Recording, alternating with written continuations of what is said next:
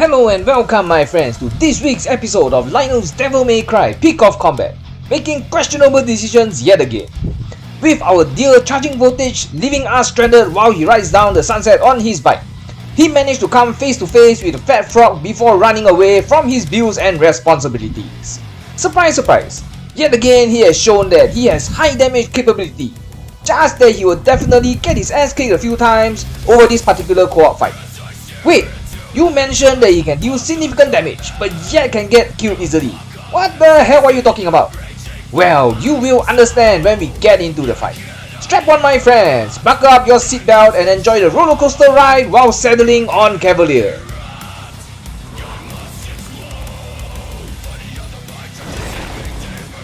Just like the other boss fights, you go charging in like a mad biker, spamming his charge ulti 2 times for the initial burst damage. After the second ulti, you will need to start dodging as Baah will always throw his icicle attack, which can sort of disrupt your third ulti if you timed it wrong, causing you to be knocked back. With Baah being such a big fat target, it will definitely be easy to hit him. Boy, are you wrong. You will need to go to his side or behind him as there are no iframes for his star and normal skills, unlike our favorite Legend Seeker. If he attacks you, you will need to make sure to dodge to the side and activate the attack to prevent the knockback.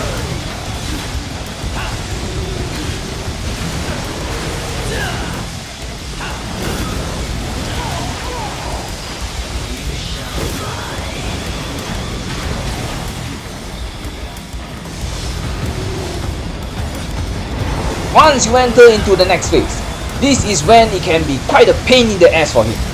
As you recall, there is a freezing bar at the bottom of the screen which can only be reset after killing a flamethrower.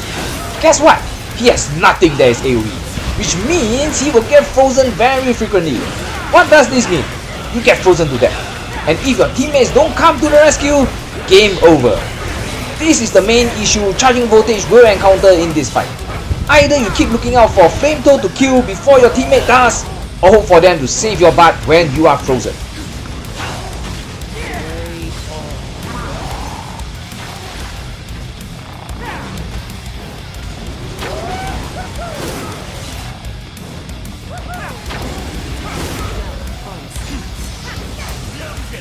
In the Ice Maze phase, he is the best against the multi-hit Ice Maze, but again, the chance of getting frozen will kill him. And as usual, the stupid targeting system can screw up the continuous attack on the Ice Maze. So just a minor thing to take note. Once this is over, just throw the usual nonsense to kill off Baah, while hoping you don't get frozen to death.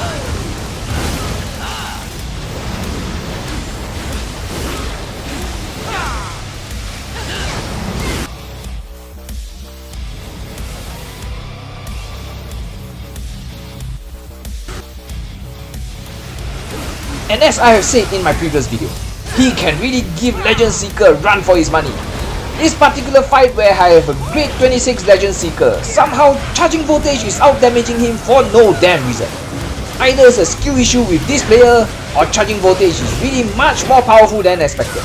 I must be missing something here, but hey, this is the proof.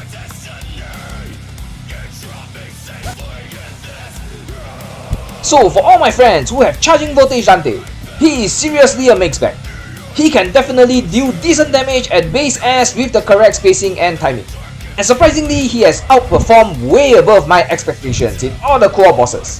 However, should we be throwing our credit card at him when he step up his back? I would rather go for Freezing Tempest. The armor bypass and burst damage is much more effective than Charging Voltage, and I firmly stand by this. And yes, Freezing Tempest will outperform all electric hunters built with ulti spamming. But if you want to fool around with this niche hunter like me, maybe? Thank you all for watching. Like, share and subscribe while we will look at our motivated Alpha and Omega virtue. Finally, I have pulled the last copy of him to get that sweet EX level. Time to let him wreak havoc like how my EX Awakened Prince has been turning the underworld upside down. Stay tuned for the motivation, my friends. Happy hunting and game on!